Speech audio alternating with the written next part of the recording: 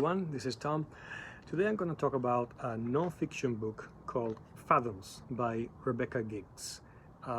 Personally, I did not know the book or the author before finding it in a bookstore. I love the cover, which is gorgeous, and obviously I love the topic, which is whales, and I bought it. It was a surprising delight as a non-fiction book written with a lot of lyrical sensitivity. The author manages to write about nature and whales in a way that engages both the scientific and the literary dimensions, the left and right brain hemispheres, so to say, with a deep respect for both. Rebecca Giggs talks about the many ways in which humans have polluted the oceans to the extent that it's already coming back to us via toxins found in fish or microplastics and all sorts of unhealthy stuff. And she gives us a shocking, at least to me, but very well researched overview of the impact of human activity on whales, even beyond whale hunting. However, she's never coming across as somebody like an aggressive environmentalist or Greenpeace movement warrior. She lays out the facts and sometimes the horrors as well of what our economy has done to global whales population, always with a careful intelligence of a scientist, and at the same time with the love of metaphor and the love of unusual connections of a poet. So the subtitle, The World in a Whale, comes from the fact that whales can actually contain the world. For example, one whale was found with an entire greenhouse in its stomach, plant pots, hose pipes, glass, everything. And the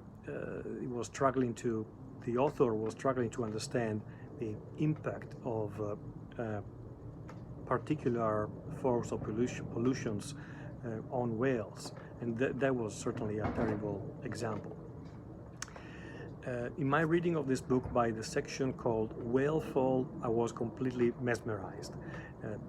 Given that it's not a term that most of us use every day, I'm going to explain what this whale fall is about.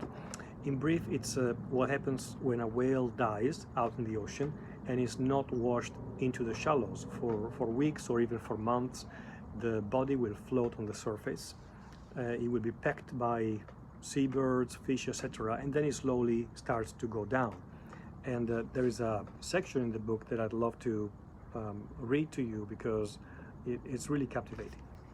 Then sometimes the entire whale skeleton will suddenly burst through the cloud of its carcass. For a time, the skeleton might stay hitched to its parachute of muscle, a macabre marionette jinking at the spine in the slide currents. Later, it drops, falling quickly to the seafloor into the plush cemetery of the worms. It's a vision that it's really striking, very lyrical, poetic, and that I'm almost reading as a piece of fiction rather than a non-fiction book about the science of whales. The way Giggs talk about the topic that she's describing, the whales, the environmental issues, is constantly lyrical, is constantly inspired, and extremely well articulated in terms of the terms that she chooses and the type of phrases that she is able to craft. Here is another example of sometimes shocking facts that I've discovered through reading this book.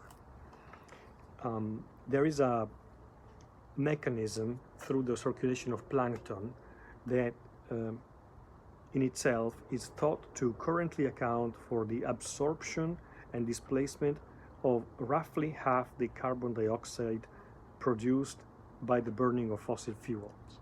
Now, plankton, as we know, is the main food of whales, or the main types of whales, and the killing of so many whales during the 20th century has brought to a complete drastic change in the ecosystem of plankton, and therefore of our atmosphere as well. That was the surprising part.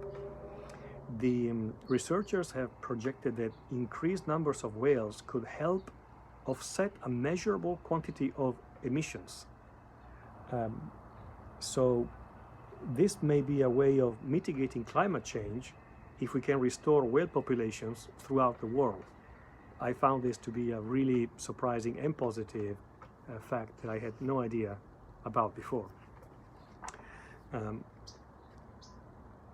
Just to find out about the extent of the slaughter, and we can call it genocide, of the whale population that human beings have done in the last 3 or more centuries, how useful all the parts of the body of a whale were to human activity until the 60s and 70s, and then how incredibly successful the action of entities like Greenpeace to defend the whales was. In fact, I was very inspired by reading about that history, the history of how, in fact, thanks to that activism, the population of whales today has been partially restored, and it's developing almost in a baby boom for whales, of course. For example,